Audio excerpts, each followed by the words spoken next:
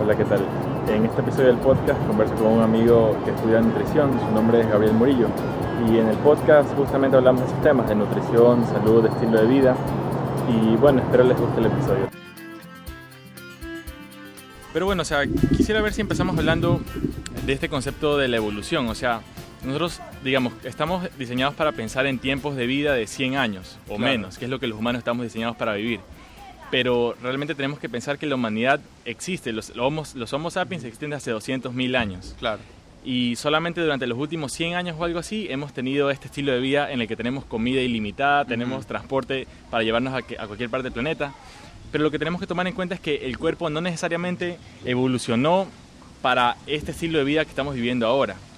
O sea, por ejemplo, esto de las comidas procesadas o tan simple como que a veces nuestro cuerpo no produce las enzimas digestivas para digerir ciertos alimentos que ahora ingerimos. Claro. Por ejemplo, la leche, que es una de las más comunes. La lactosa. Claro, yo he escuchado unas cifras de que, no te puedo decir exactamente, pero que gran porcentaje de la gente o no tiene lactasa o tiene variaciones genéticas de la lactasa hipoactivas, claro, que de todos modos le dificulta hasta cierto punto la digestión. Entonces yo me preguntaría, ¿realmente hasta qué punto es saludable o es beneficioso para nuestra salud el tener toda esta variedad de comida al instante que queramos, si bien tomamos en cuenta que no son comidas nutritivas que nuestro cuerpo está diseñado para digerir? Porque si te pones a ver, durante los 200.000 años de historia de los Homo sapiens sapiens, nosotros éramos cazadores y recolectores, en los cuales teníamos que buscar la comida que íbamos a comer en ese día. Claro. Nuestra vida era prácticamente vivir el día a día con lo que tenemos. Ajá. Y también, ¿cómo el estilo de vida en general tiene que haber sido tan distinto de que tú no sabes si es que vas a tener la comida para el día de mañana o no? Claro. Ajá, entonces como que, no sé, a veces pienso como que nuestra sociedad es muy ilusoria. Mira, lo que yo voy es, hoy en día, dándonos cuenta cómo la obesidad, el sobrepeso es una amenaza, la obesidad y el sobrepeso, la diabetes, todas estas enfermedades crónicas, degenerativas, no son ni nada más ni nada menos que la naturaleza tratándonos de demostrar cómo estamos cometiendo un grave error, nutricionalmente hablando. Lo que sucede es muy sencillo. Las personas, en general, su nutrición se tiende a ir por el lado comercial, que es como te comentaba, que todo el asunto del desayuno, es la comida más importante del día, son las primeras ideas que tenemos cuando queremos hablar de nutrición, etcétera.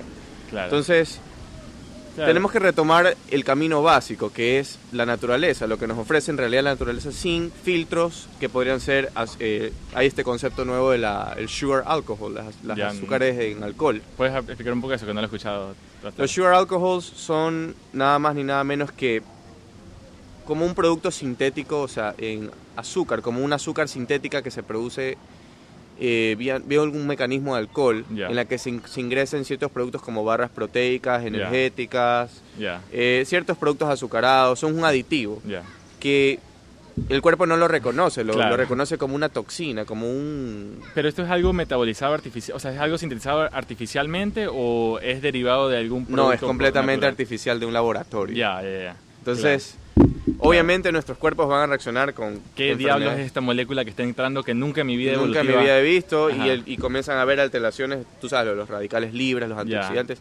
Comienzan a haber alteraciones de radicales libres por ese mecanismo, porque estás ingresando un químico que es totalmente ajeno al cuerpo. Claro, ¿puedes explicarme? Porque no domino totalmente el concepto del daño por radicales libres. Sé hasta cierto punto que son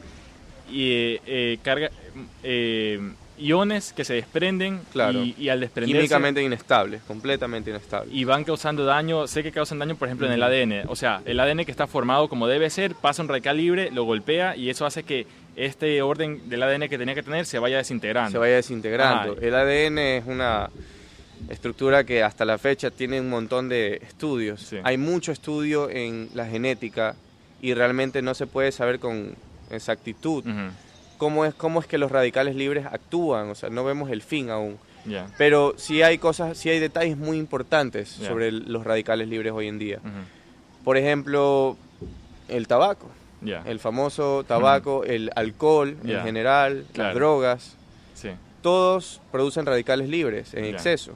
y de alguna u otra forma van a alterar el ADN, lo cual en teoría redirigiría nuestra evolución, biológicamente hablando. Claro, o sea, estás hablando de que cuando hay un radical libre que causa daño en el ADN, ese segmento de ADN debería codificar una proteína porque por algo está ahí. En específico, claro.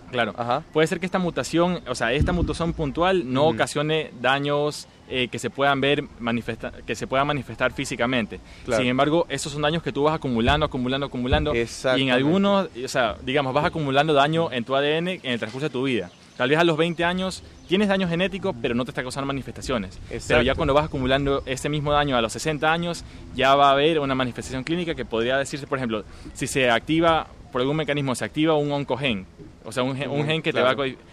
Un oncogen que estaba inhibido, al tener este daño genético puede que se active y te degenere en cáncer. Todo esto con el estilo de vida, pero una cosa que te quería decir, tal vez mucha gente comete, errores alimenticios.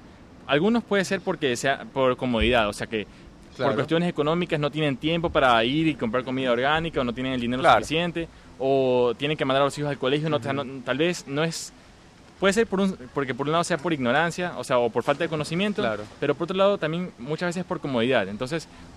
También se debe a la conciencia de la persona, el saber, por ejemplo, hay muchos padres, debería haber, y creo que existe de hecho, con algún tipo de enseñanza en la que los padres enseñen a sus hijos a comer, cómo comer y a qué tiempo, a qué momento del día es eficaz comer. Porque de eso depende su desarrollo. Tenemos que saber que de la edad de los 1 a los 5 es probablemente donde más se desarrolla la masa cerebral. Entonces, ¿de qué estamos hablando?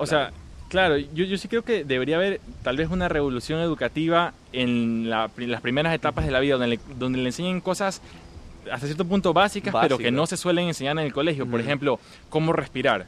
Ya, por lo general nadie te dice cómo debes respirar, pero si te pones a ver los mecanismos... Es muy importante, claro. Si te pones a ver los mecanismos fisiológicos, tú te das cuenta que la mejor manera de respirar es la respiración diafragmática, como se dice, inflando la barriga, porque eso estimula el sistema nervioso parasimpático. Que es el cual te estimula una sensación de calma, a diferencia del sistema nervioso parasimpático. Perdón, es al revés. Nos equivocamos. Es al revés. El simpático y de ahí el parasimpático. El simpático es el sistema nervioso que se activa en los momentos de estrés. Esta reacción de fight or flight. Fight or flight, exactamente. En la cual tu cuerpo libera adrenalina y se prepara o para pelear contra ese acecho que te está amenazando. O se prepara para correr, para escapar de lo que... El ser humano se resume a dos posibilidades en caso de una amenaza. Hay tres cosas que el ser humano, nuestro cerebro no puede ignorar, que son el miedo, el hambre y la tercera sería... La sexualidad. La sexualidad, exactamente. Pero la gente atractiva. Muy interesante, el ser humano se resume a dos cosas. Cuando se ve frente a una amenaza o frente a algo que desestabiliza su conducta en sí. Se remite a fight or flight, que no es nada más ni nada menos que pelea o escapa. Porque no tienes otro camino. Que es un mecanismo de supervivencia. Y justamente eso hablamos en el otro podcast, que tu cuerpo no conoce la diferencia entre sí, la respuesta fight or flight se activa, así sea que estés en la prehistoria y te esté persiguiendo un depredador y ahorita con un café en mano y tu secretaria diciéndote que te van a expulsar del trabajo. Exactamente igual. Tu cuerpo no entiende la diferencia, la respuesta fisiológica de liberación de la adrenalina es exactamente la misma. Exactamente la misma. Y si tú tienes una respiración no diafragmática, sino respiración torácica, estás activando o estás estimulando el sistema nervioso simpático. Te estás poniendo en un estado de estrés sin saberlo. Sin saberlo. Por gusto. Pero es por falta de conocimiento, que no es necesariamente culpa tuya, sino de una sociedad en la que no se te enseñan cosas, por ejemplo, cómo respirar, que es lo que estábamos diciendo, o cómo comer, o cómo las comidas tienen un efecto sobre el estado mental que tú tienes y cómo tú interactúas con el mundo. Exactamente. Cómo el no comer o el comer mucho interactúan directamente con cómo vas a pensar, qué vas a hacer, cómo vas a reaccionar, qué estás haciendo, qué también lo vas a hacer. Todo se remite a nuestros estómagos. Suceden cosas muy interesantes cuando el estómago está vacío. Suceden cosas muy interesantes porque se comienzan a activar nuevas áreas cerebrales, en el cerebro se comienzan a activar nuevos lóbulos. Hay nueva actividad. Por ejemplo, una persona hay que neurogénesis, podrías... Claro, lo que yo voy es... No puedes comparar el nivel de productividad de una persona que está con el estómago lleno a la 1 de la tarde, un ejecutivo, di tú, con una persona que que tiene el estómago completamente vacío y tiene un cargo parecido a él. Claro, o sea, la cosa es que digerir los alimentos no es algo gratis. Tu cuerpo está derivando gran cantidad de energía claro, en la digestión.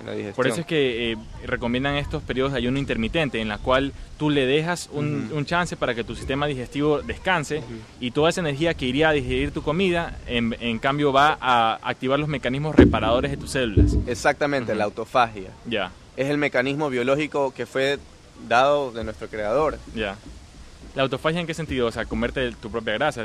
La autofagia no solamente comprendería comer nuestra propia grasa, sino verlo de una manera de salud biológica, en la que no solamente consumes tu grasa, tu tejido adiposo lo derrites literalmente, sino que también creas reciclaje celular. O sea, le enseñas a tus células a que reciclen en vez de oxidar. Claro. Entonces, eso es algo muy importante. Claro. Chuta, y todo esto yo creo que es estilo de vida. O sea, según yo, mientras más vas adquiriendo conocimiento... Serían hábitos, pequeños hábitos que cambian cosas muy grandes. Claro, pero o sea, la idea que quisiera explorar es que, al menos en mi caso, o sea, las cosas que he ido alterando en mi estilo de vida no han sido porque yo me he obligado a mí mismo a hacerlo, sino en mi caso ha sido porque me he expuesto a conocimiento que me ha cambiado la manera como veo las cosas. Exactamente. Y poco a poco, o cada vez más, mi cuerpo me dice, ¿cómo vas a alimentarte con esto que tú sabes, ya teóricamente sabes que te hace daño? Entonces, yo no creo que el cambio es algo que tú debes forzar, sino que es algo que orgánicamente es experimental, va surgiendo. es orgánico, claro, es natural, propio. Claro. Y entonces, ¿cuál sería la idea? O sea, ¿cómo empiezas este camino? Para mí es exponiéndote a nuevas ideas que te cambien la manera como tú ves el mundo. O sea, tú puedes tener cierta manera de ver el mundo y para ti eso es la única que hay, de cómo debes vivir tu vida, hasta que llega a ti una nueva información que te dice, chuta, tal vez la manera como estoy viviendo no es la mejor o no es la que me haría más feliz. Y tenemos que recordar, viéndolo desde personalmente, mi punto de vista, que exactamente, información, todo el día ¿cuántas personas hay en el mundo? Hay cualquier cantidad de millón de personas. Cada persona es un mundo, es como una computadora, tiene mucha información que dar y la gente va caminando entre sí, se topan entre todos. Entonces, justamente en ese tope es el intercambio de información, es donde debe darse ese intercambio para que todos entre ellos puedan aprender, puedan informarse. Claro, y justamente eso también decíamos en otro podcast, que es lo bacán de un equipo multidisciplinario, en el cual tienes varias personas y cada uno es experto en su área específica del conocimiento. Ya, obviamente las personas no es que pueden ser expertos en todo, van a tener sus puntos débiles o cosas que no han desarrollado. Pero como es un grupo, tú tienes que se potencian entre ellos, porque tienes, o sea, porque no importa si alguien es deficiente en tal o tal habilidad, igual tienes otra persona en ese mismo grupo. Siempre existe una persona que tienes como las células. Que te lo suple. Si te pones a pensar, y es una asimilación que a lo mejor tú ya conoces, los grupos de células se agrupan entre los hepatocitos, los glomérulos, todos se reúnen entre sí para cumplir específicas funciones en el cuerpo humano, y eso es natural nuestro, nosotros hemos aprendido de ello, por eso es lo que nosotros lo exponemos hoy en día. Claro, o sea, cada célula con su función en particular se reagrupa. Se reagrupa y entre todas forman este superorganismo humano, que no solamente está hecho de células humanas, sino dicen que hay 10 veces más células o microorganismos viviendo dentro de nosotros. Por ejemplo, toda la flora bacteriana que hay en los intestinos, que hasta cierto punto juegan un rol en el metabolismo de los alimentos y también juegan un rol en la producción de neurotransmisores. O sea, las bacterias que tú tienes en tus intestinos producen los precursores que luego van a hacer que tu sistema nervioso o tus neuronas se comuniquen entre ellas. Por medio de sinapsis. Claro. Y estas bacterias que tienes en los intestinos, o sea, obvio, en cada persona son distintas según el estilo de vida que las personas lleven, según la alimentación, según los niveles de estrés. Y entonces, ¿hasta qué punto tú eres tú? Y hasta qué punto tú eres el conjunto de todo lo que has aprendido y de las interacciones de todas las células humanas y no humanas de tu cuerpo. Exactamente. Es un sistema holístico integrado. Es un sistema perfecto. Perfecto, tal vez. Tiene pequeñas fallas. Tiene ciertos déficits, ciertas cosas que, a mi parecer, no tienen sentido. O sea, ¿tú crees? O sea, esa idea sí la he escuchado, que tú puedes ver esto desde dos puntos de vista.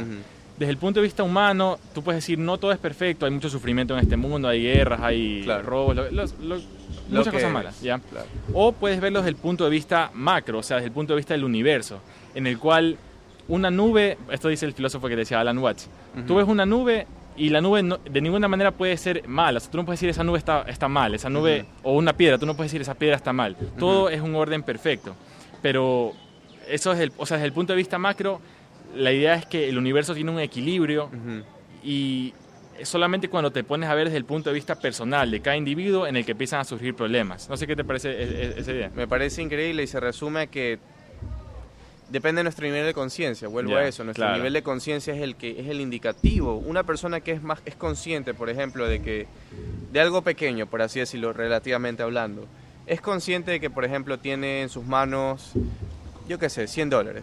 Y esos $100 tiene que usarlos para gastarlos en comida, en ciertas cosas. Sí. Y para esa persona, esos $100 en su nivel de conciencia es enorme.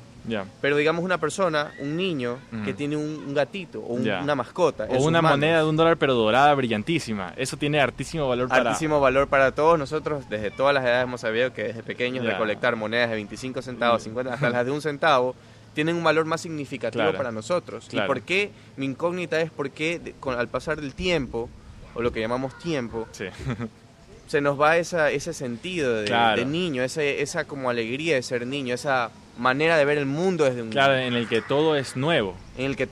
Ajá. Y, o sea, no sé, pues muchas filosofías te dicen que lo ideal es desarrollarte como persona, pero ya en el momento en que llegas a un punto de desarrollo tal, ocurre que regresas al principio, o sea, regresas a ver todo desde el punto de vista de un niño. Claro. Ya con el conocimiento de adultos y todo esto, pero regresas a la base, al origen. Al origen, la esencia en sí. Ajá. O sea, cuando estás viendo un bebé, estás viendo el origen de la vida. Exactamente. Sin todas las cosas culturales, societales que le han inculcado. Los filtros de la sociedad, que son los que yo más llamo. Y yo voy a que no quiero sonar mal ni nada, pero en Guayaquil hay mucha gente que tiene muchos filtros. En nuestra ciudad, en nuestro país, como cultura. Nosotros estamos enseñados siempre a ponernos barreras mentales. Claro. Que no nos dejan ver las cosas esenciales que tenemos que ver. Y por eso nos demoramos mucho más tiempo en verlas. O sea, tú dices como un distanciamiento entre las personas. Un distanciamiento, un pequeño... claro, un distanciamiento entre las personas. Claro, pero, o sea, en el caso de Guayaquil, te podría decir que hasta cierto punto podría haber sido necesario por las condiciones en las que vivíamos hasta hace, no sé, 10 años, 20 años, que todo era, tal vez hasta cierto punto, mucho más peligrosa la ciudad. Claro. Entonces, si era razonable que un padre le diga a sus hijos, ten cuidado con esto, ten cuidado con esto, no hables con extraños, bla, bla. Es razonable. Estás poniendo un virus, de cierta manera una idea, estás plantando en la mente de ese niño que va a crecer diciendo, chuta, no puedo hablar con extraños, va a ser una persona cerrada, pero de cierta manera no es tiene algo su lado positivo y su lado negativo. Ajá, o sea, lo que está buscando ese padre es proteger al niño. Claro. No lo está buscando que se vuelva alguien aislado, solitario. Entonces, no sé hasta qué punto es un distanciamiento solitario, un distanciamiento necesario. Viendo el contexto en el cual estábamos viviendo. Claro. Pero igual, o sea, yo creo que igual la sociedad es algo que puede cambiar.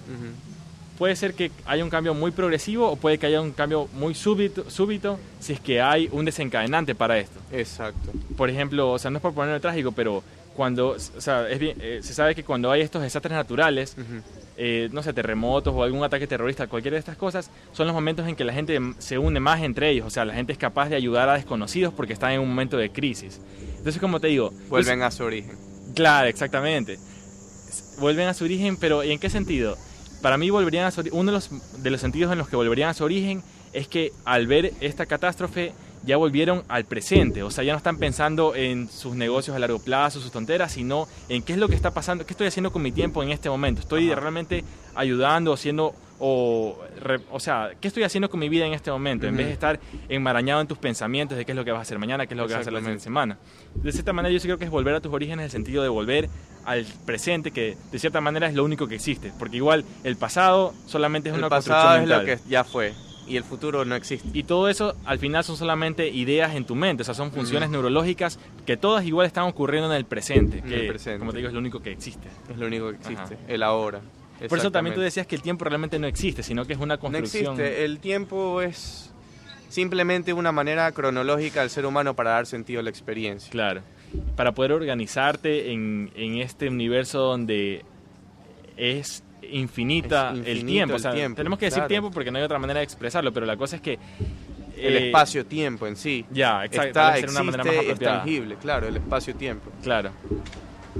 Entonces, volviendo a este filósofo Alan Watts, que el universo realmente es un constante ocurrimiento, o sea, it's a constant happening, it's something that's happening, o sea, no es algo que pasó o que va a pasar, es algo que está pasando constantemente. Es una película. Ya. Es una película. Para mí, personalmente, es como yo lo veo y es como lo he visto desde pequeño. Ya. Realmente ni siquiera debería existir la materia de artes escénicas, creo que, o teatro en sí. Porque vivimos en un teatro, estamos en un teatro y todos somos personajes que desempeñamos roles en este teatro. Y entonces tú eres un personaje en este teatro, pero ya, si te das cuenta de eso, te puedes ir a otro lado y decir la pregunta, bueno, este es el personaje que yo vivo en mi vida, Rafael Martínez, estudiante de medicina, bla, bla, bla. Pero realmente, ¿quién soy yo? Realmente, ¿quién es? Detrás de esta máscara, ¿quién está? Exactamente. Y esa sería tu esencia. ¿Quién eres tú en sí? Si eres una buena persona, una mala persona, si te gusta esto, lo de acá. Eso desde un plano. Desde otro plano creo que podrías decir también que eres el universo. O sea, los átomos, carbono, hidrógeno, oxígeno y nitrógeno que están formando tu cuerpo, en algún momento fueron hechos en estrellas que explotaron. Exactamente. Y por cuestiones de aleatoriedad o lo que sea, todos estos átomos terminaron formando parte de este organismo que ahora yo llamo Rafael Martínez. Pero al final es átomos del universo formados desde el inicio. Bueno, los precursores de estos átomos fueron formados en el inicio del Big Bang.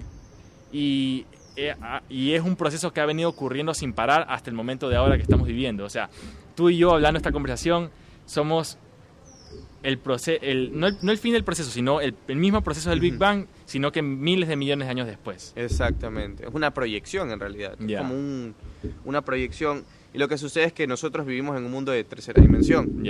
Pero dicen que el tiempo es la cuarta dimensión. Hay momentos que nosotros perdemos noción del tiempo y no sabemos los objetos, el tiempo, o sea, el desplace del tiempo ya no existe en nuestras mentes. Todo se resume simplemente también a nuestro sistema neuronal, cómo está configurado, cómo nuestro sistema cognitivo está específicamente desarrollado para que nosotros veamos en tercera dimensión, en segunda dimensión, en primera dimensión. ¿Cuáles serían las tres dimensiones? Como que alto, ancho y profundidad. Y la cuarta sería el tiempo, en realidad, cómo un objeto se va desplazando de un lado a otro. Y así mismo pueden haber infinidad de dimensiones hacia superior y tal vez... Yo creo que existen algunas dimensiones que está probado, de hecho... O sea, se está comenzando a probar que existen 4, 5, 6, 7, hasta 10 dimensiones. Claro, y si te pones a hablar con un físico o un matemático, te lo pueden explicar teóricamente. Te lo pueden explicar teóricamente y tiene mucho sentido. Y hay muchas personas que probablemente dicen que desde el punto del creador sería la última dimensión, en la que están proyectadas todas las dimensiones a su vez. Bacán, claro. Entonces, es como que si yo estoy viendo una hormiga en esta mesa caminando ahorita, la hormiga está en un plano de segunda dimensión, pero no se da cuenta que está siendo observada por un ser de tercera dimensión. Claro. Entonces, la hormiga no tiene idea. Claro. Justamente no es consciente la hormiga. Claro, y justamente, o sea, una idea que hace tiempo escuché también es que ¿quién quita que el cerebro nuestro, que existe en 3 y en 4 dimensiones, puede existir también, o sea, sea una estructura que exista en múltiples dimensiones a la vez? Y desde el punto de vista en el que estamos viviendo nosotros, solo somos capaces de observar este universo, pero este ente biológico puede que sea transdimensional y nosotros no estemos al tanto de esto. Es como decir, por ejemplo, como una especie de metáfora. Que por ejemplo el cerebro humano en medicina podemos decir que la glándula pineal es simplemente una glándula que está ubicada y segrega lo que es la melatonina, que cuando tú cierras los ojos en aparición de oscuridad se produce obviamente este fenómeno de lo que es el sueño, que también es otro tema muy interesante, el sueño en el ser humano, por qué dormimos, qué son los sueños, o sea, todo está ligado de una manera, por ejemplo, desde el punto de vista médico, la melatonina, pero desde el punto de vista metafísico o en otro punto de vista un poco diferente, la glándula pineal es la glándula, el filósofo Sócrates creo que era, decía que era la silla del alma. Creo que era uno de estos filósofos griegos que decía que era el sillón o la silla del alma. Claro. Esta glándula, interesantemente, en muchísimas culturas, civilizaciones egipcias, macedonias, de todo, incluso está en el billete de $1 en la pirámide, se encuentra el ojo que lo ve todo. El ojo que todo lo ve. Que en realidad es verdad, cuando nosotros cerramos nuestros dos ojos, podemos ver, podemos imaginarnos, y ahí entra el tema de la creatividad. Un sinnúmero de ideas o cosas que las podemos tangibilizar en nuestro mundo, en nuestra dimensión. Claro, eso es lo bacán, la idea de que todo lo que existe en nuestra realidad, o sea, todos los inventos, las computadoras, todo los carros, lo que nos rodea fue un pensamiento. Empezó, y uniéndolo a lo que estamos hablando, que es una cosa que tal vez tuvo siempre el potencial de existir o sea, es algo que estamos sacando de la dimensión de la imaginación. Lo estamos Exactamente, viendo lo por estamos allá proyectando. y lo estamos trayendo y lo estamos manifestando Lo en estamos este universo físico. materializando en este universo físico en este instante. Claro. Exactamente. Y eso es algo, o sea, es infinito, porque tú te puedes, o sea, todo invento antes de que se lo invente parece magia, o sea, es algo que tú Claro. no te ves venir. No lo ves ¿Ya? venir. Pero ¿qué? Quiere decir que todo es posible y todo existe en otras dimensiones y la labor de la imaginación es coger, primero idear esa cosa y es que la poder creatividad traerla. no es nada más Ajá. ni nada menos que la inteligencia divirtiéndose. Ya, Albert Einstein creo que Albert decía. Einstein dijo eso.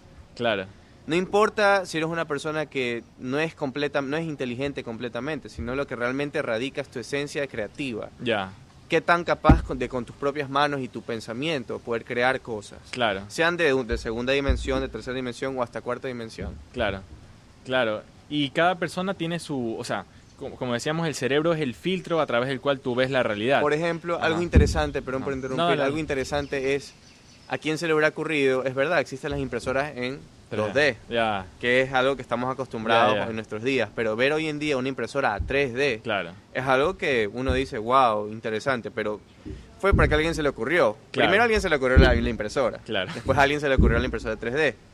¿Qué será después? Una impresora que Una se impresora- desplaza en el tiempo, Claro, y estás hablando de que vas a crear un universo así como el que vivimos nosotros en una máquina. en una máquina. ¿Y quién quita que ese no es el universo en el que estamos viviendo ahorita y que todo esto sea una Exactamente, simulación? una simulación como en Matrix. O sea, puedes verlo como, o sea, como decíamos, es el lenguaje que tú utilices. Puedes decir simulación si es que quieres decir que fue generado por una tecnología que nosotros no entendemos. Exactamente. O puedes decir que es un sueño. Que igual un el sueño sueño. de cierta manera sería una tecnología porque es un proceso que está siendo... Yo creo a la influido. base es que la naturaleza, o sea, el planeta Tierra, que es amor puro Ya. en sí, quiso darnos la oportunidad de evolucionar desde el mar o de donde haya sido Ya. para poder existir aquí, pero ahorita le está saliendo, como dicen vulgarmente, el tiro por atrás a la Tierra porque nosotros estamos invadiéndolo hasta un punto que la estamos asfixiando, Ya. estamos dañando todo lo que estábamos recibiendo. Por un lado, sí. O sea, obvio que estamos contaminando a niveles atroces el océano, el aire, todo eso. Pero no necesariamente creo que eso va a llevar a la destrucción de la Tierra. O sea, la Tierra ha existido no sé por cuántos miles de millones de años. Claro. Sin los humanos. ¿Ya? Y va a seguir existiendo por miles de millones de años hasta que explote el Sol, probablemente también sin los humanos.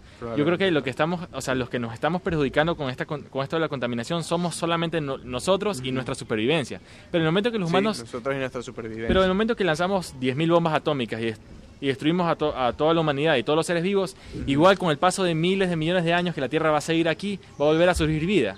Entonces, Exactamente. no sé si la Tierra se está perjudicando al tenernos a nosotros, Ajá. pero de cierta manera, o sea, no sé si es que será, como tú dices, el tiro por la culata, o si es como, de cierta manera, un trabajo de parto, Un de trabajo de parto. un nuevo tipo de vida que está surgiendo, que sería la vida tecnológica. O sea, Puede ser. o sea, digamos, parir... Porque Ajá. en medicina, en el futuro, va a haber lo que es, se va a mezclar la robótica, Sí. la ciencia y la computación Ya. con la medicina y van a ser los cyborgs. Claro. Y vas a tener, claro, o sea, esto de la biomedicina te abre La campos... biomedicina y la bionanotecnología. Bio-nanotecnología, o sea, robots nanométricos, invisibles a los humanos, que se meten dentro de tus células, buscan lo que está dañado y mecánicamente El lo origen y arreglan. mecánicamente lo arreglan. Estás hablando de salud perfecta por un tiempo ilimitado de vida. O sea, Por un tiempo. ¿cuánto tiempo quieres vivir? O sea, Exactamente, lo que mucha gente hoy en día quiere vivir hasta los 50, 60, 70. Personalmente me encantaría vivir 100 años. ya. Es algo que lo veo muy posible, la gente cree que uno podría estar loco, pero no. Yo creo que puedes Con incluso... tantos avances hoy en día. Yo creo que te puedes extender, o sea, no ahorita, pero en 50 años En yo no sé 50 cuál va a ser años. la expectativa de vida. ¿Cuál o sea, va a ser la expectativa de vida? Y estamos hablando de que cuando nosotros tengamos ya 70, lo que sea, probablemente no nos veremos como la gente de 70 años del día de hoy. Exactamente. Por todos los avances médicos que van a haber, que, o sea, tal vez estoy siendo muy futurista, lo que sea, pero yo creo que podremos de cierta manera mantener una salud de un adulto joven indefinidamente si es que todo sigue como ceteris paribus. Eso es exactamente lo que quiero tratar de Ya. hacer nutricionalmente con mi dieta. Ya, La dieta del guerrero, el ayuno intermitente. ya, Que creo fielmente, viendo incluso a su creador, Ori Hofmeckler. ya. Me parece impresionante, es un tipo que tiene 65 o 70, entre 65 y 70 años, Ya, pero se ve como un adulto joven. relativamente joven. Ya, El tipo Muestra una capacidad de fitness increíble para su edad. Claro, o sea, hay mucha gente que está en la punta de la lanza del avance tecnológico, pero que tiene como 50 años. Y lo único que está tratando es de poder mantenerse el tiempo de vida suficiente para que la tecnología lo pueda salvar. Exactamente, o también para poder ceder esos conocimientos a futuros científicos e investigaciones, para poder crear más tecnología. Claro. O sea, depende de lo que tú quieras, porque también hay gente que dice que en el futuro vas a poder descargar tu conciencia a una computadora, a nube. Es una teoría también, claro. Porque eso es lo que está haciendo la tecnología, o sea, de cierta manera es... Como la película Chappie. Ya, esa no me la vi, lo que me pareció medio, o sea, había muchos buenos reviews. Es muy extremista, pero a la vez, si ves la esencia de la película, claro, sí puede ser muy real. Claro, o sea, no, yo de los reviews que he visto, aparentemente tiene ideas muy poderosas y muy fuertes, pero me pareció un poco como que muy violenta, o sea, muy violenta, ¿no? Muy grotesca, no pude terminar de ver esa película. Grotesca. No es tanto apuntando a la base científica, o sea, a lo que se quiere mostrar la idea, ya, pero va más a ese punto como mostrarte morboso. Ya. Entonces sí, claro, claro, o sea, hay muchas películas de ciencia ficción que cada vez son menos ciencia ficción. Por ejemplo, me acuerdo que hace poco salió este remake de Robocop. O sea, hubo Robocop de los años, no sé, 80, lo que sea, pero hicieron una creo que en el 2012, en la cual en una parte me acuerdo que mostraban una mano biónica, ya, controlada desde el cerebro, y que esta mano era tan avanzada y tan sutil que podía tocar guitarra. Claro. Entonces, ahorita las máquinas, o sea, las manos biónicas y eso están lejos de poder tocar una guitarra. Claro. Pero no está fuera de lo que yo veo que va a ser posible en nuestro tiempo de vida. La pregunta es cómo conectas esa mano biónica al cerebro. Ese, o sea, digamos, en mi caso que me gustan las neurociencias, ese es el área de la ciencia que yo quisiera desarrollar. O sea, cómo integrar tu biología con la tecnología. Y orga con meca. Claro. Ya. Orgánico con mecánico. Claro. Sí, es un tema demasiado extenso. Claro, o sea, de cierta manera lo estás haciendo, porque por ponerte un ejemplo, si te pones un telescopio, un telescopio es una tecnología, es una herramienta que te permite hacer algo que con tu propio cuerpo, con tus propios ojos no podrías. Claro. Entonces lo que está haciendo es extender tus capacidades físicas, o sea, tú con tus ojos no puedes ver las estrellas que están a no sé cuántos miles de años luz, pero si a tu ojo le pones este aditamento, un telescopio, estás permitiendo que esos fotones que no deberías tú poder captar con tu corteza visual, por medio del telescopio se amplifiquen y llegues a poder observarlo. Entonces es como que el telescopio es una herramienta que lleva el espacio infinito a tu nervio óptico, es una extensión de tu nervio óptico. Eso lo dice Jason Silo, por si acaso, no me lo inventé yo, pero... Bueno, igual todo lo que tú dices es una síntesis de todas las ideas que has escuchado. Claro, es verdad. A la final se resume que la información fluye como el agua. Dicen que el conocimiento se construye sobre hombros de gigantes. O sea, ningún conocimiento científico es 100% nuevo. Siempre está construido sobre algo que ya alguien más descubrió. Algo que alguien ya más descubrió, es una base. Es como una especie de telaraña. Ya. Se va interconectando entre sí y busca otras telarañas. Claro. Nos ponemos a ver, y es algo muy interesante que me decía un profesor de fisiología de la nutrición, que la forma de organización, la cantidad de células, las funciones de las células, todo, es muy parecida al universo en sí, es muy parecida. Es como si fuera estructura tras estructura tras estructura. Claro. Es como algo que está diseñado justamente para ser así. Claro, no sé si has visto las imágenes de cómo se va formando una galaxia. Sí.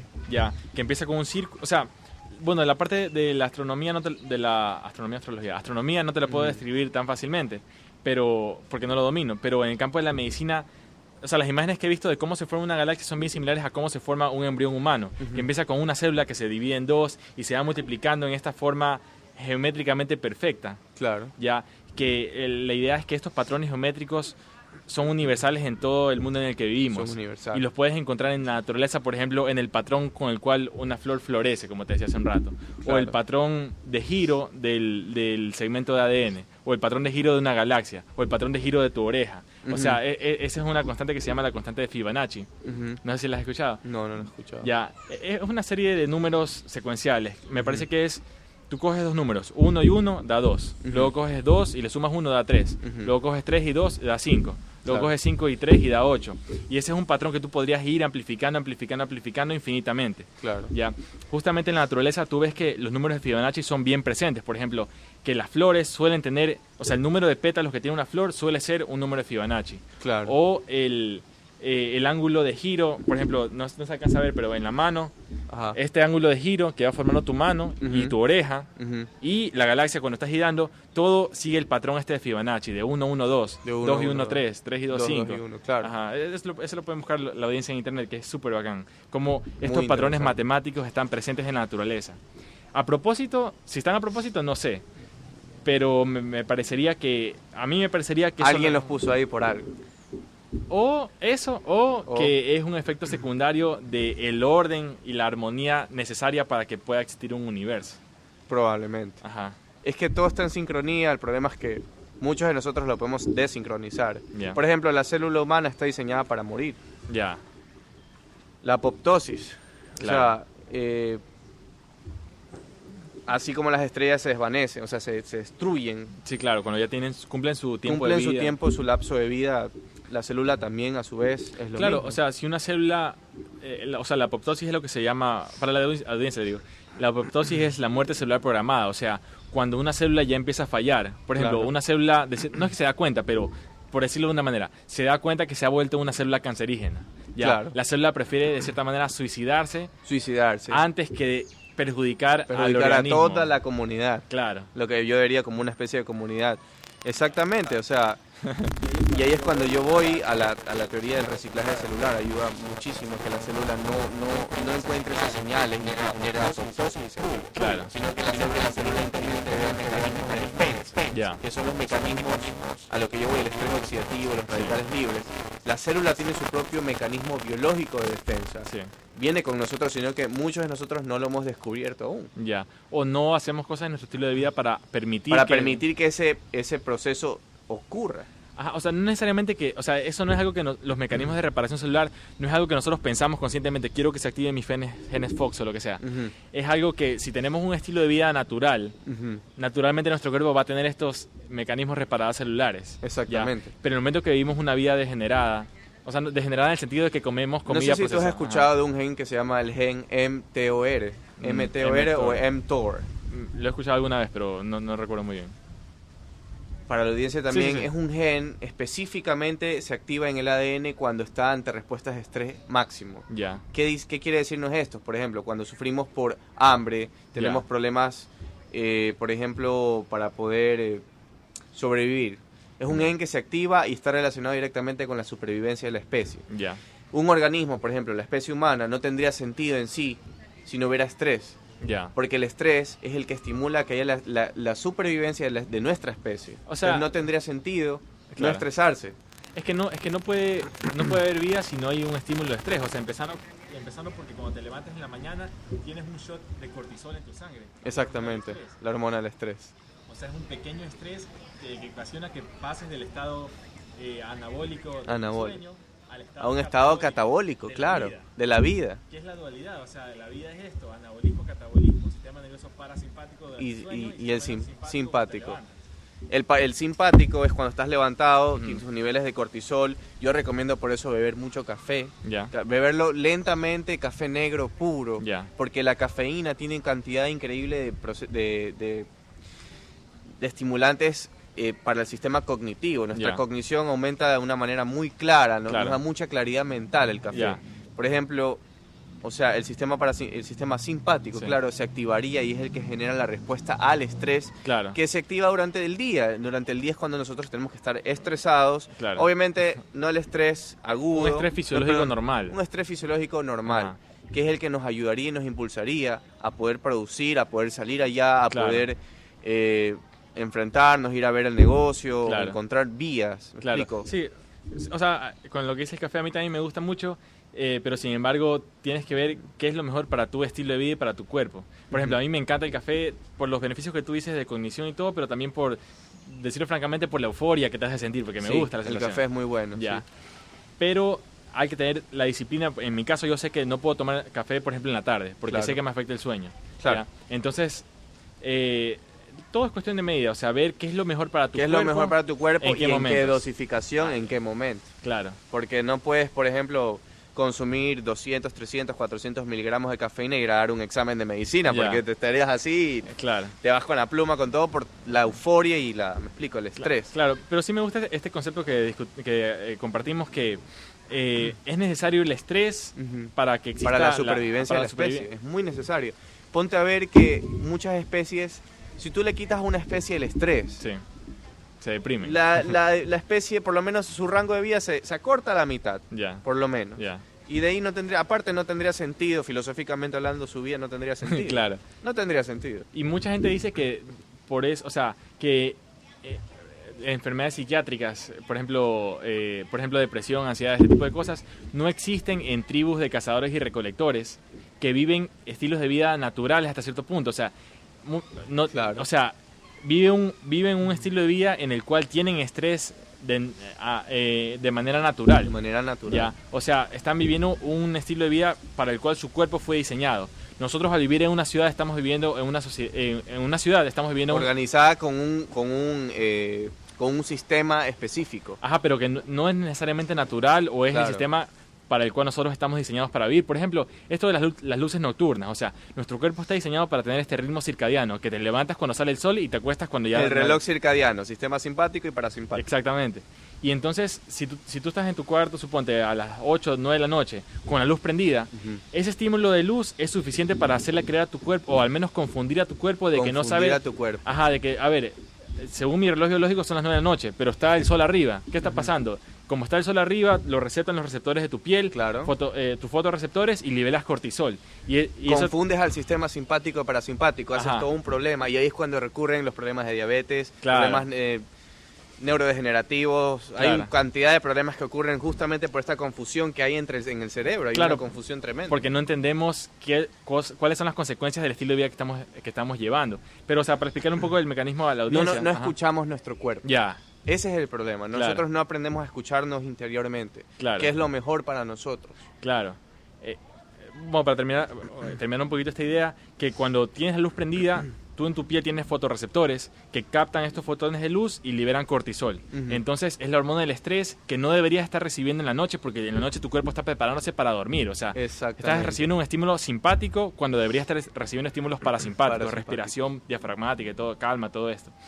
Eso, y también lo que he leído es que estos estímulos luminosos durante la noche inhiben la liberación de melatonina, ya que es la hormona que te permite alcanzar un sueño profundo. O sea, no necesariamente no necesariamente es que no vas a poder dormir. Sí vas a poder dormir, pero no vas a entrar en la fase del sueño que deberías entrar. O no vas a entrar en esa fase en la cantidad, en el tiempo, en la profundidad que deberías, porque estás inhibiendo tu liberación de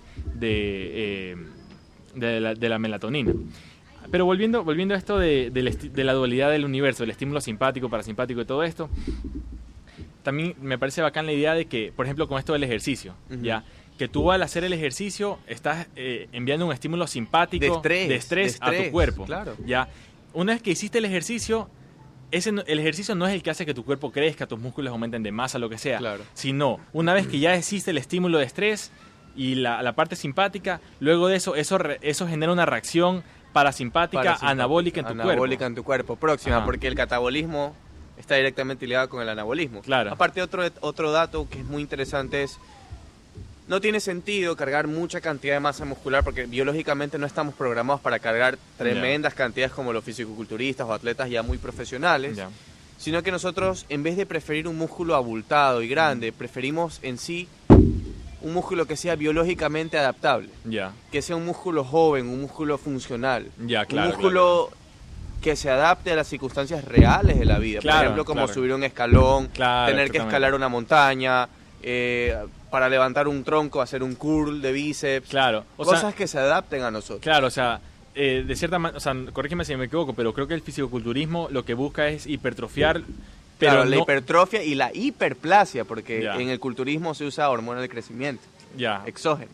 Bueno, los que la usan, ¿verdad? Los que la usan, obviamente. Pero o sea, a lo que voy es que tú ejercitas los músculos, sí, pero no para la vida real. O sea, digamos, haces solamente bíceps aislados, El bíceps está aprendiendo cómo moverse, pero por sí solo. Pero en la vida real no es que, o sea, no existen los movimientos aislados en la vida real. O sea, los músculos no es que se activan solamente el bíceps, solamente el cuádriceps, sino que es todo tu cuerpo el que se mueve en conjunto.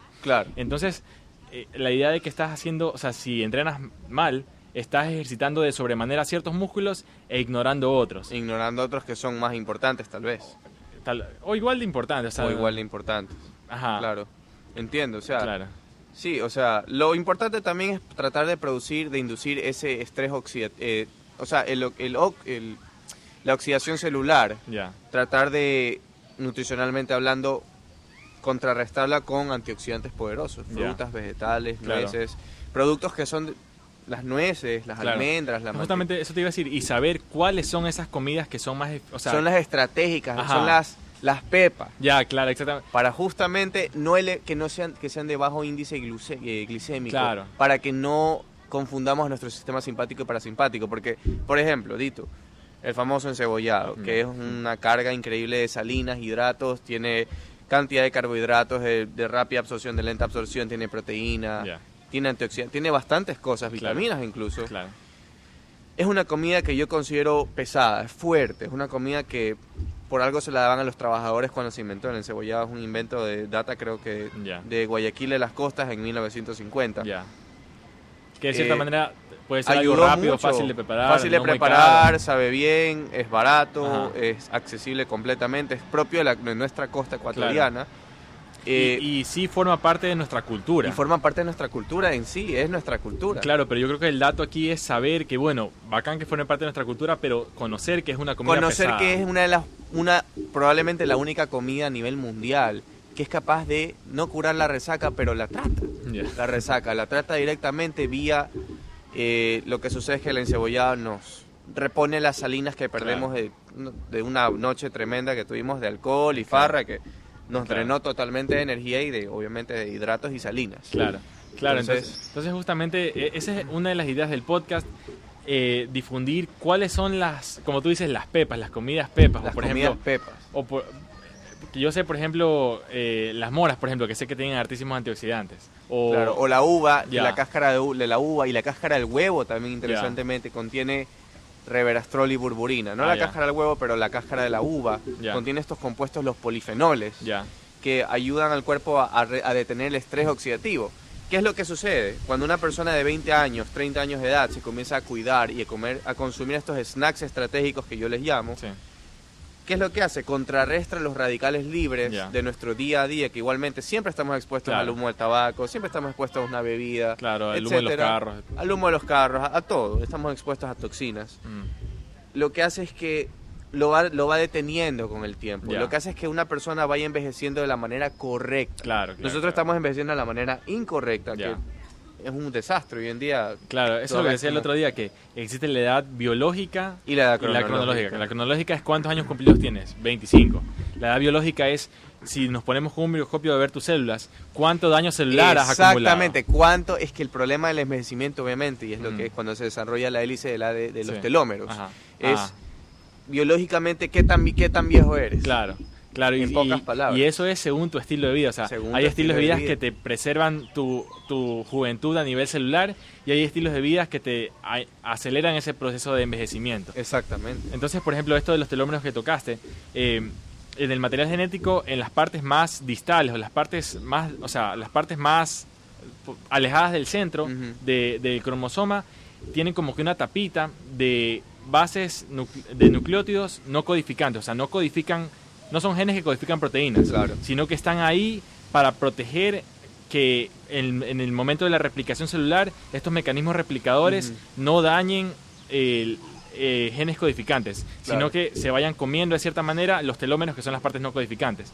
Pero esto es en el recurso de tu vida, o sea, en el recurso de tu vida te vas comiendo tus telómeros al punto de que ya cuando eres una persona ya mayor, se podría decir anciana, ya no tienes telómeros que protejan las partes codificantes de tu ADN. Entonces, al replicarse tu célula, se va dañando esta parte que sí codifica proteínas y eso te puede repercutir de manera, se puede manifestar como algún problema de salud. Problema de salud, que son los problemas que tenemos hoy en día, los más graves, la diabetes. La diabetes no es nada más ni nada menos que la respuesta de la naturaleza a algo que estamos haciendo mal nutricionalmente, que es comer demasiado y comer justamente lo que no es y comer a la hora que no es. Comer carbohidratos en la noche. Muchos nutricionistas van a decir que comer carbohidratos en la noche y muchas personas de gimnasios van a decir que comer carbohidratos en la noche es algo malo, negativo para el cuerpo, que para mí es perfectamente natural al cuerpo.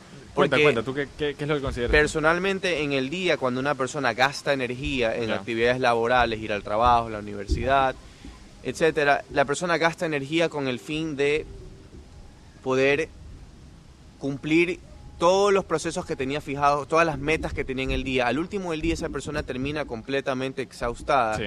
Y no solamente puede residir en proteína y en grasas, tiene que ir en búsqueda de energía, porque en los tiempos pasados éramos recolectores y cazadores. Sí. Entonces lo que nos confería era ir y, por ejemplo, si cazaban un venado o un bisonte, se lo comían entero ahí. Y esas eran las calorías del día. Y buscar energía de fuentes de carbohidratos en la noche, no son malas. La gente dice, y es lo que yo voy, comer carbohidratos en la noche engorda. No, porque engordar no es nada más ni nada menos que gastar más de lo que... consumir más de lo que gastas. Claro. Entonces, si una persona, por ejemplo, que come desayuno, almuerzo, snack y de paso cena, y en la cena se come 2 tajadas de pan integral o 2 tajadas de pan blanco, que son hidratos de carbono, obviamente va a engordar porque consumió más de lo que probablemente, no sabemos la persona qué gasto calórico tendrá, gastó en ese día.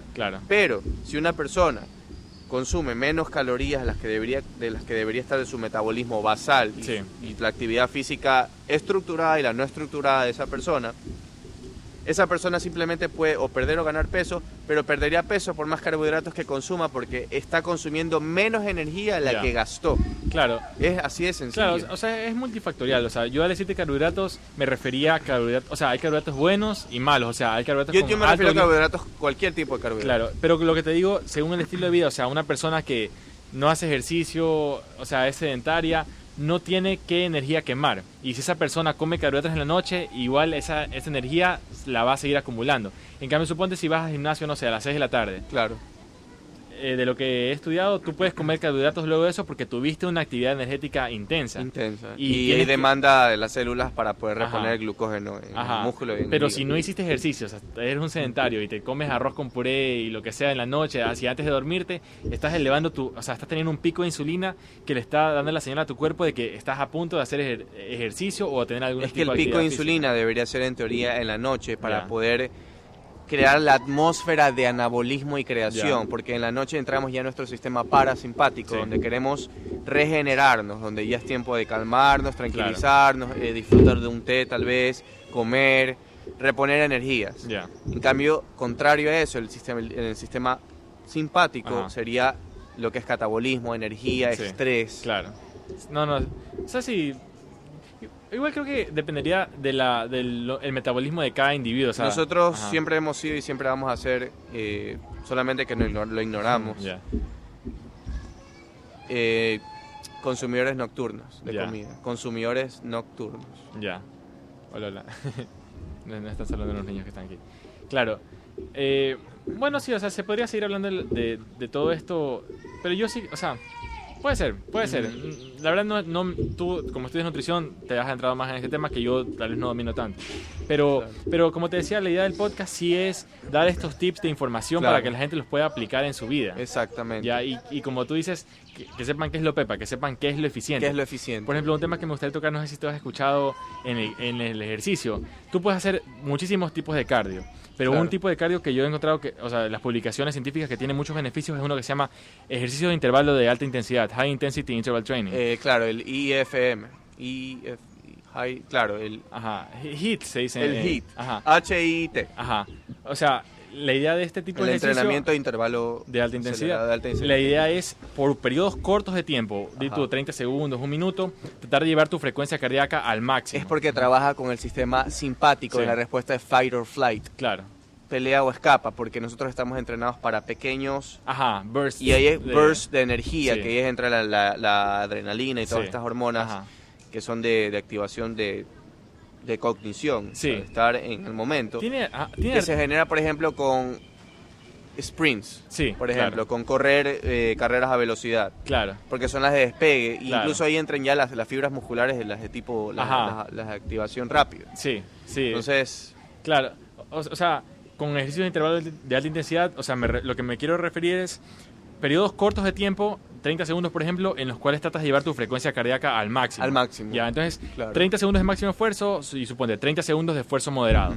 Luego de eso, seguido, 30 segundos de máximo esfuerzo, 30 de esfuerzo moderado. Inducción al estrés. 30 de máximo esfuerzo, 30 de esfuerzo moderado. Entonces, harías, qué sé yo, unas 5 veces esta repetición. Claro. ¿Ya? tu entrenamiento va a durar 5 minutos, pero es un entrenamiento de 5 minutos de intensidad máxima, ¿ya? Que tiene altísimos beneficios en el cuerpo. Por ejemplo, sé que induce la liberación de hormonas anabólicas, hormonas de crecimiento y testosterona, por ejemplo, ya por como 36 horas. O sea, cogen gente, les miden las hormonas antes, durante, después del ejercicio y después de un día después del ejercicio. Ajá. Y después de un día siguen con las hormonas elevadas. Entonces hace esto el HIIT. También aumenta la actividad de estas proteínas reparadoras celulares. Claro. O sea, te activa los genes FOXO. Los genes FOXO son genes que regulan la actividad de proteínas reparadoras, o sea, que te reparan el daño celular en el ADN o en la membrana de la célula, lo que sea. Y otros beneficios que en este momento no me acuerdo, pero que, o sea, en todo caso... También se resume, saliendo un poquito del tema del HIIT, pero ya mismo volviendo a entrar al tema del HIIT, también se resume en que hay 3 factores que son los principales por los cuales se desencadenan todas las enfermedades globales reconocidas por la OMS, diabetes, todas estas enfermedades, que son los siguientes. La resistencia a la insulina, la primera, y una de las más importantes y por la cual Estados Unidos y todo el mundo está sufriendo cantidades tremendas la gente. Y el segundo sería la detoxificación en general del cuerpo. ¿Qué tan tóxico o cuánta... las células grasas fueron diseñadas para poder recaptar toxinas. Y las células grasas son muy amigas del estrógeno, que es el tercer punto. La actividad estrogénica en hombres y en mujeres. Exactamente. Entonces, estas 3 serían el resumen de por qué las personas tienen trastornos digestivos, neurodegenerativos, cardiovasculares, todo. A nivel renal. Sí, hablando de las toxinas, por ejemplo, esto de los bisfenol A, que no sé si has escuchado que las botellas de plástico liberan una molécula que estructural... Los citoestrógenos. Una molécula, o sea, las botellas de plástico, al tener agua en una botella todo el día, esa botella está liberando en el agua que te estás tomando moléculas estructuralmente similares a los estrógenos. Por eso se llaman disruptores hormonales, porque confunden a tu cuerpo, a la parte endocrina de tu cuerpo, y se asocia a muchísimas enfermedades, entre ellas el síndrome de ovario poliquístico, que es prácticamente universal en la sociedad donde vivimos que muchas chicas tengan esto. Claro, es verdad. Y no tomamos en cuenta que casi todos estamos tomando agua de las botellas plásticas. En los hombres la ginecomastia. Que es un problema que los hombres hoy en día creen que tener la aureola extremadamente grande o extremadamente voluminosa es normal. Es normal. Claro, o sea... es una respuesta del cuerpo en fuerza al estrógeno. Claro. Si te pones a ver en términos estadísticos, si coges la curva de Bell, probablemente es normal estadísticamente, pero no es no es lo correcto biológicamente. No es lo correcto, exactamente. O sea, puede ser que también había escuchado sobre los niveles de testosterona, ya que si tú te haces un examen, los rangos que te dicen que son normales realmente no son los rangos normales que deberíamos tener si viviéramos un estilo de vida natural. No sé exactamente cómo son los valores de eso, pero la idea es que... Yo tampoco, pero la idea es que los niveles sean óptimos. O sea, que estamos viviendo en una sociedad que nos expone a disruptores endocrinos que están teniendo efectos en toda la población.